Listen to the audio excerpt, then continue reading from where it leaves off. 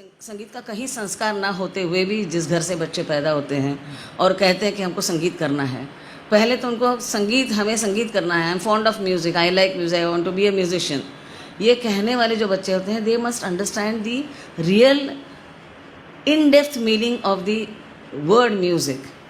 मैं संगीत करना चाहता हूँ, संगीत में क्या करना चाहते हो आप? क्या संगीतकार बनना चाहते हो? क्या आप वाद्य बजाना सीखना चाहते हो? क्या आप अपना कंठ उसके लिए इस्तेमाल करना चाहते हो? चाहे जो करो, ये जो चीज़ है और ये जो चीज़ है, आत्मा और बुद्धि, इसको तो आपको उसके अंदर पूरा ही ढालना होगा, तब जाके आपके हाथ से बोल निकलेगा और कंठ से स्वर निकलेगा।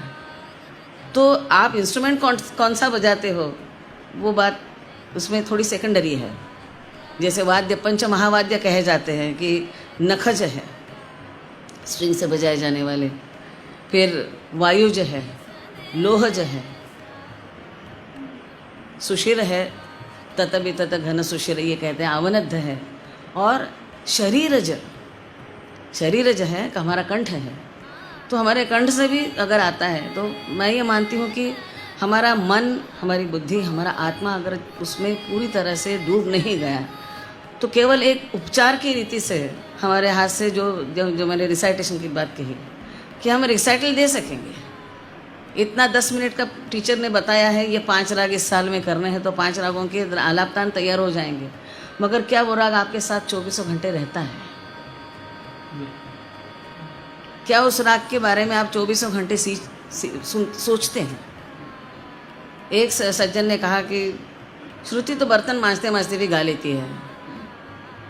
ही मेंट it in a different way, मगर मैंने उनको कहा कि ये बड़ा कॉम्प्लीमेंट दे दिया आपने, क्योंकि जितना हम जानते हैं, जितने लोगों को सुना है, बहुत सारे लोग ऐसे हैं, उसमें से कई लोग ऐसे हैं कि जिनको जब तक रिहर्सल रूम में 1.5 घंटा रियाज करके आवाज़ गर्म नहीं करते तब तक स्टेज पर नहीं आते हैं।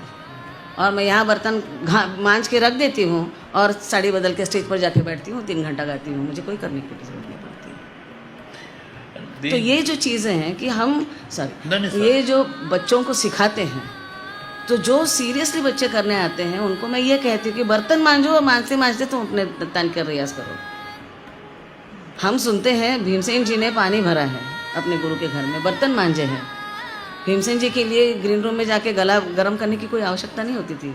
He would just arrive at the spot, venue पे आते थे, गाड़ी पार्क करके गाड़ी बैठ जाते थे, क्योंकि उन्होंने संगीत अपने जहन में घोल दिया था। गुरु के घर में पानी भरना, ये बात आप ऐसी मत सोचिए कि ये गलत बात है। ये तो एक अलग संस्कार है कि आप किसी भी चीज़ में व्यस्त हो, आपके हाथ कुछ भी काम करते रहे, आपका मन, आपकी आत्मा, आपका दिमाग सारा उसकी तरफ जुड़ा रहे। What more can you ask for a गुरु? गुरु से आप और क्या चाह सकते हैं?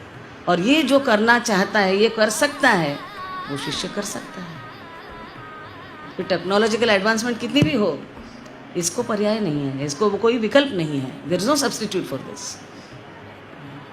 जो बच्चे आज आएंगे, जो कल आते थे और कल आएंगे, उनके सबके लिए basic condition is this, that the music whatever you are doing has to be there with you for the 24 hours that you are awake or sleeping.